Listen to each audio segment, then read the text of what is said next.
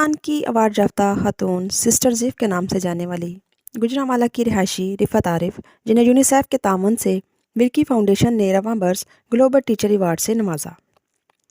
Sister زیف بتاتی ہیں کہ وہ صرف 13 برس کی عمر میں ہی اس وقت استاد بن گئی تھیں جب اسکولوں میں ٹیچرز کی مار پیٹ اور ڈانٹ ٹپٹ کے باعث انہوں نے خیر آباد کہہ دیا۔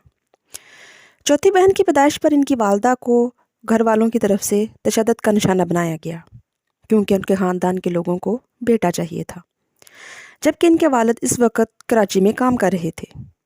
جب والد کو علم ہوا تو وہ ان کی والدہ کو لے کر سرگودا منتقل ہو گئے۔ اس مشکل صورتحال میں ان کی والدہ نے بھی مزدوری کرنا شروع کر دی اور وہ لوگوں کے گھروں میں کام کاج کرتی تھی۔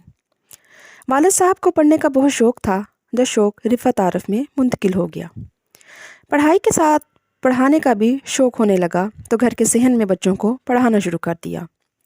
پرائیویٹ FA BA اور B.Ed کیا، ساتھ ساتھ بچوں کو بھی پڑھانے کا کام جاری رکھا۔ ان کے صحن میں بچوں کی تعداد 120 ہو چکی تھی، جو اب اسکول میں منتقل ہونا شروع ہو گیا تھا۔ کچھ دوستوں کی مدد کے ساتھ ایک گھر کرائے پر لے کر اس میں اسکول کا کام کا آغاز کیا، لیکن ایک دن ایک موٹر سائیکل سوار نے مجھے روکا اور تھپڑ مار کر کہا کہ تم رواج کے خلاف بچیوں کو پڑھانے کا کہہ رہی ہو۔ کچھ دن کو تو یہ خوف کہتی ہیں کہ مجھ پہ جاری رہا، پھر اپنے آپ کو سمجھایا اور اس خوف سے باہر آ گئی۔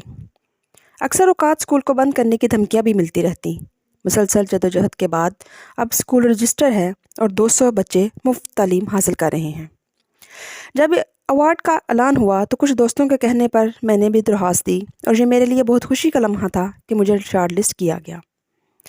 رفعت عارف کا کہنا ہے کہ مجھے بہت خوشی ہے کہ میں نے اپنے ملک کا نام عالمی سطح پر روشن کیا۔